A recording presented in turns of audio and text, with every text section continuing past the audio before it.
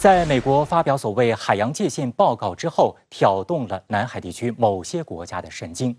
越南对这份报告表示了认可，菲律宾则表示了欢迎，并认为这份报告与去年美菲签署的联合愿景声明一致。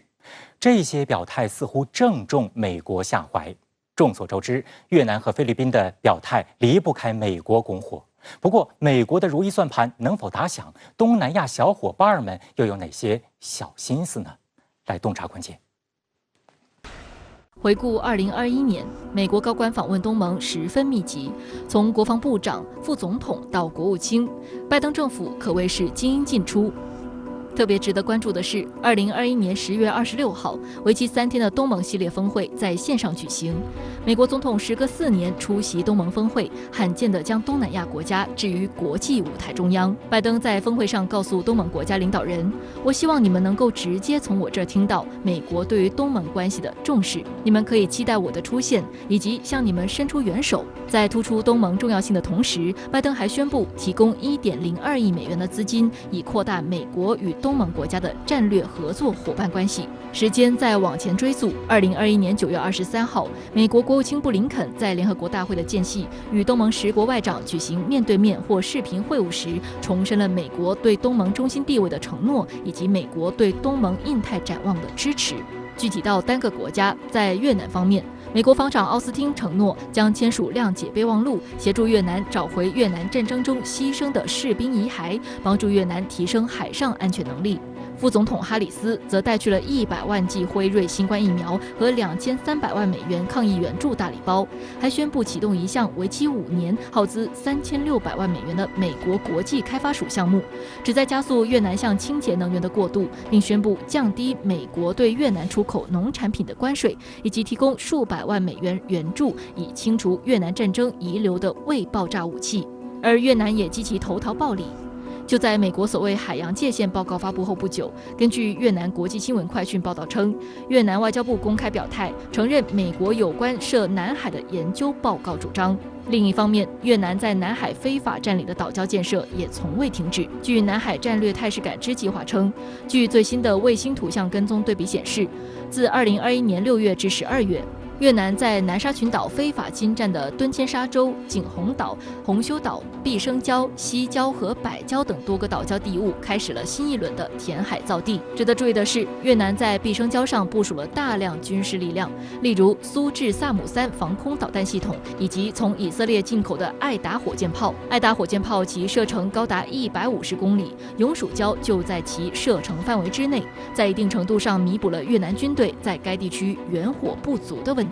除了越南，菲律宾被视为南海争端中的变量因素。现任菲律宾总统杜特尔特向来秉持务实与友好的对话态度。他曾说过，南海仲裁裁决不过是一纸空文，他将搁置争议，因为与中国开战对菲律宾没有任何好处。但随着2022年大选的临近，菲律宾国内在南海问题上出现了不同的声音，美国也抓紧时机进行操弄。2021年6月，美国国务院批准了3项总价值约26亿美元的对菲军售交易。在该声明发表之际，美国政府正试图延长其在菲律宾的驻军协议。该协议对美国的亚太战略至关重要。除了防御承诺以外，美国还对菲律宾大力实行疫苗外交。美国驻菲律宾大使馆披露，截至去年10月，美国通过 COVAX 协助向菲律宾运送了超过2160万剂新冠疫苗，总计资助物资达3900万美元。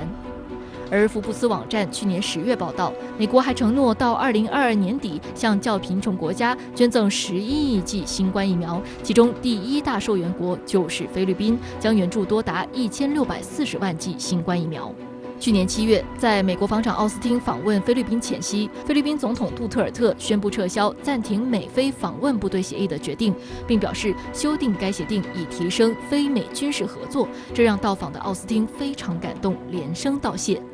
随后，杜特尔特在8月2号的电视讲话中公开表示，续签访问部队协议是对美国的一种感谢，因为美国捐赠了大量新冠疫苗给菲律宾，菲律宾以一定让步作为答谢。Not forgetting us 杜特尔他在南海问题上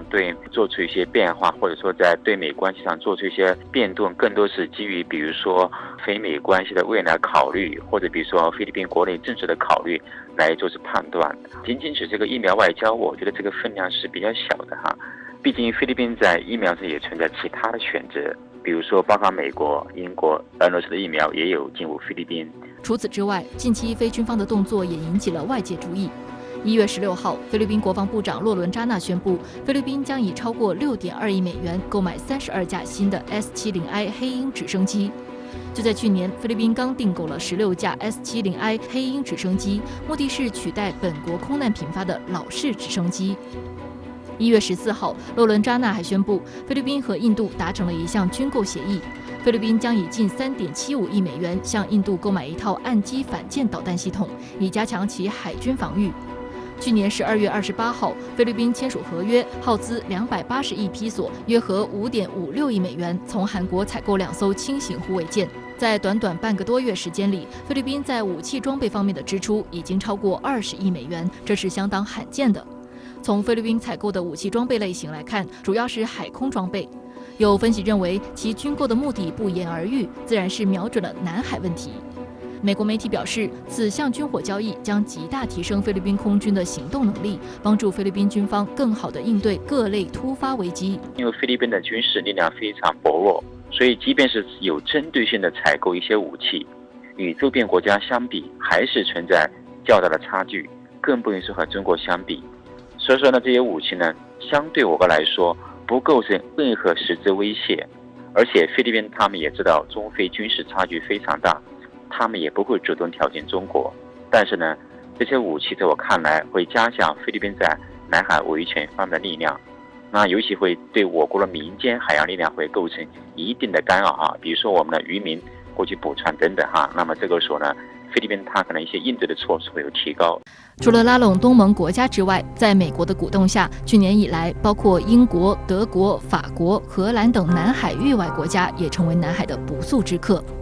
去年5月，英国伊丽莎白女王号航母启程前往亚太地区，任务期长达7个月，其中南海便是重头戏。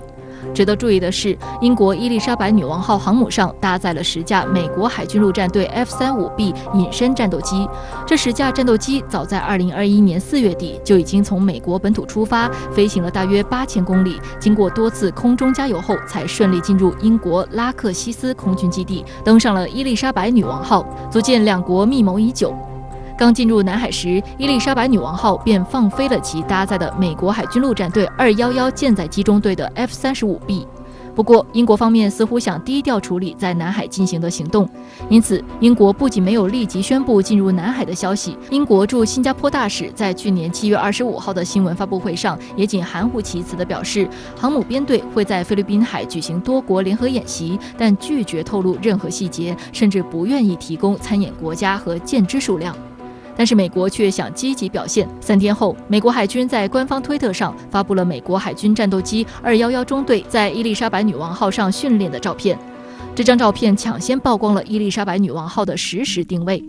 几乎是同一时间，7月27号，美国防长奥斯汀盛赞伊丽莎白女王号此次部署行动是历史性的。美媒《华盛顿观察家报》网站刊发的一篇题为《特殊关系在南海的12海里大考验》的文章，却道破其中关键。英美之间的特殊关系是否真的特殊，在很大程度上取决于一个问题，即英国是否敢派军舰进入中国领海12海里范围内。但英国航母编队最终并未擅闯中国领海，也没有穿越台湾海峡，反而以最短的时间离开了南海，令美国大感失望。华盛顿观察家报用挑拨的语气评论称，英国航母不敢闯12海里，还悄悄从南海离开，这无疑是中方的一大胜利。另一方面，据日本读卖新闻1月11号报道，从2021年春开始，日本海上自卫队护卫舰已经多次在南海航行。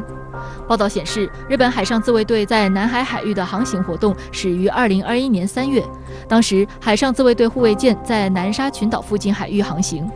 同年8月，另一艘护卫舰同样前往南沙群岛附近海域航行。不过，日媒声称3月和8月的2次航行均未进入中国领海。域外国家加入搅局南海的队列，无疑背后有美国的强大影子。2021年以来，美国拜登政府2度召集美日印澳4方安全对话会议，把南海问题作为重要课题。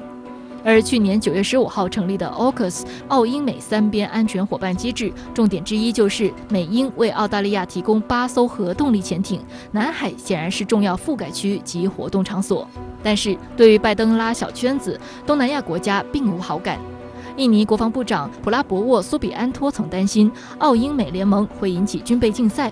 马来西亚国防部长西沙姆丁更是公开反对澳英美联盟，认为这个联盟不应该导致在南海发生无法预料和意外的事件。如果南海充斥着军事活动，这增加了发生意外事故的可能性。